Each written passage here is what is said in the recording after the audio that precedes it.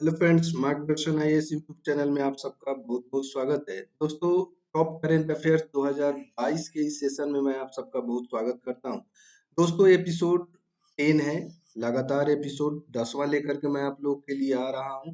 मार्गदर्शन IAS academy के द्वारा ये आप लोग के लिए लाया जा रहा है। अगर आप में से जिन विद्यार्थियों को करंट अफेयर संबंधी कोई भी समस्या हो, अगर आप यूपीएससी देने वाले हो या सोच रहे हो, या बीपीएससी का आप एग्जामिनेशन क्रैक करने का सोच रहे हैं, या किसी भी वनडे एग्जामिनेशन जहां पे करंट अफेयर्स आपसे पूछा जाता हो, तो आप निश्चित रूप से मार्गदर्शन आईएएस एकेडमी चैनल को सब्सक्राइब कीजिए, फॉलो कीजिए, लाइक और शेयर कीजिए। आपके तैयारी के दृष्टिकोण से एक बेहतरीन चैनल है, एजुकेशनल चैनल है, और आप लोग को एग्जामिनेशन में यहाँ से प्रश्न जरूर देखने को मिलेंगे। चलिए, पहला प्रश्न मैं आप लोग के लिए लेकर के आ गया हूँ।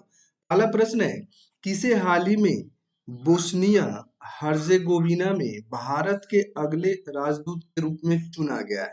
तो दोस्तों, इसका सही उत्तर होगा पार्थ सतपथी को चुना गया है।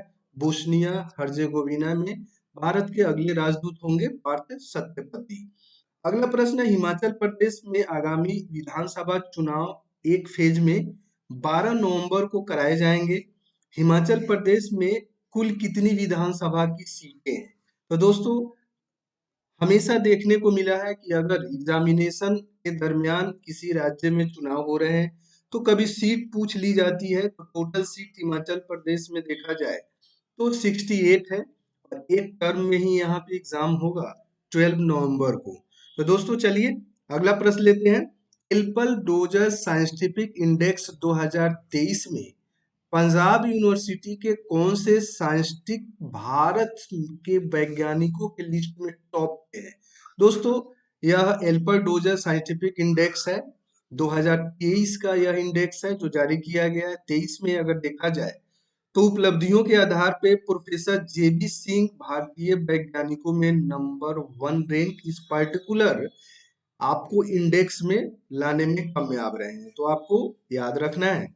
अगला प्रश्न है, राष्ट्रपति द्रौपदी मुर्मू ने इस राज्य में 100 आदर्श माध्यमिक विद्यालयों और 3000 आदर्श आंगनवाड़ी केंद्रों की आधारशिला रखी है। तो दोस्तों, राष्ट्रपति मुर्मू ने असम राज्य के अंतर्गत देखा जाए तो 100 आदर्श माध्यमिक विद्यालयों और 3000 आदर्श आंगनवाड़ी केंद्रों की आधारशिला रखी गई है राष्ट्रपति द्रौपदी मुर्मू के द्वारा असम राज्य में। अगला प्रश्न लेते हैं, आईएसएसएफ विश्व चैंपियनशिप 2022 में भारत की महिला जूनियर टीम ने कांस्य पदक जीता है। यह प्रतियोगिता किस देश में आयोजित की गई? तो दोस्तों, यह प्रतियोगिता आईएसएसएफ विश्व चैंपियनशिप 2022 काहिरा में आयोजित किया गया था।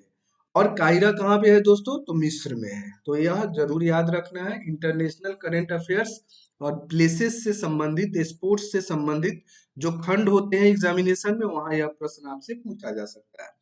अगला प्रश्न देखते हैं, भारत की राष्ट्रपति श्रीमती द्रौपदी मुर्मू ने भारतीय प्रौद्योगिकी संस्थान गुवाहाटी में किस सुपर कंप्यूटर सुविधा का अनावरण किया है?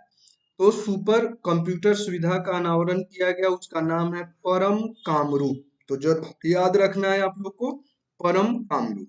दोस्तों, अगर यह मार्गदर्शन आईएएस एकेडमी का ये एपिसोड जो 10 है, यह आप लोग को अच्छा लगे तो निश्चित रूप से हमारे चैनल के साथ जुड़िए।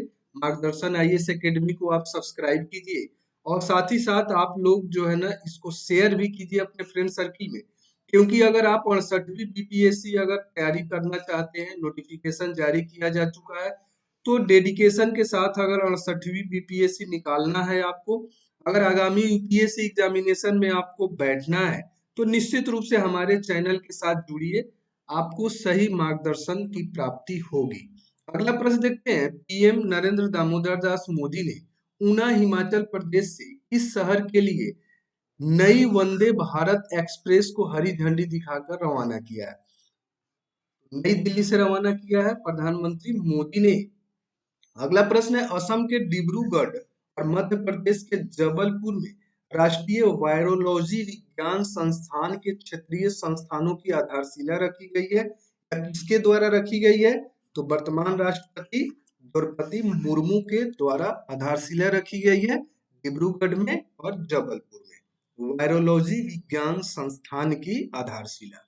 अगला प्रश्न है, प्रधानमंत्री मोदी की अध्यक्षता वाली केंद्रीय मंत्रिमंडल ने पूर्वोत्तर क्षेत्र के विकास के लिए किस नई योजना को मंजूरी दी है? उस योजना का नाम है पीएम डिवाइन। योजना का नाम है दोस्तों पीएम डिवाइन। अगला प्रश्न देख लेते हैं। अगला प्रश्न है, प्रधानमंत्री नरेंद्र मोदी ने कहां पर 2 जल विद्युत परियोजनाओं की आधारशिला रखी है? ये आधारशिला रखी गई है चंबा, हिमाचल प्रदेश में। आप लोग को पूर्व में मैं बता चुका हूं, हिमाचल प्रदेश में चुनाव होने वाले हैं। अगला प्रश्न लेते हैं, केंद्रीय कैबिनेट ने multi state cooperative societies act में संशोधन को मंजूरी दी है। इसके तहत किस संविधान संशोधन के प्रावधानों को शामिल किया जाएगा? तो संविधान का जो संशोधन है वह है 97th कॉन्स्टिट्यूशनल अमेंडमेंट। आप लोग को याद रखना है 97 संविधान संशोधन।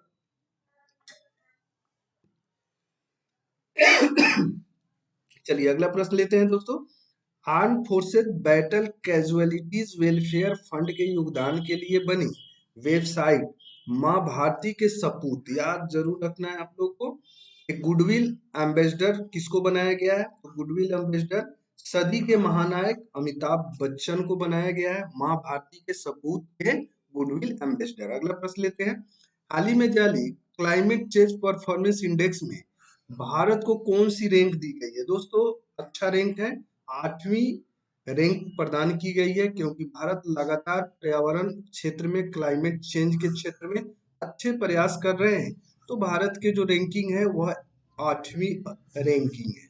अगला प्रश्न है, भारत किस देश के साथ मिस्र में शर्म अल शेख में COP27 के मौके पर लीड आईटी शिखर सम्मेलन की मेजबानी की है? दोस्तों लीड आईटी शिखर सम्मेलन की मेजबानी की गई है, भारत ने स्वीडन के साथ मिलकर के इस सम्मेलन का मेजबानी किया। अगला प्रश्न देखते हैं, G20 की अध्यक्षता भारत को मिल गई है। अगले साल G20 शिखर सम्मेलन 9 और 10 सितंबर, ध्यान पूर्वक डेट को जरूर याद रखिएगा, 9 और 10 सितंबर 2022 को आयोजित किया जाएगा नई दिल्ली में। तो जो आप दिल्ली को भी याद रखिएगा, नई दिल्ली में आयोजित किया जाएगा।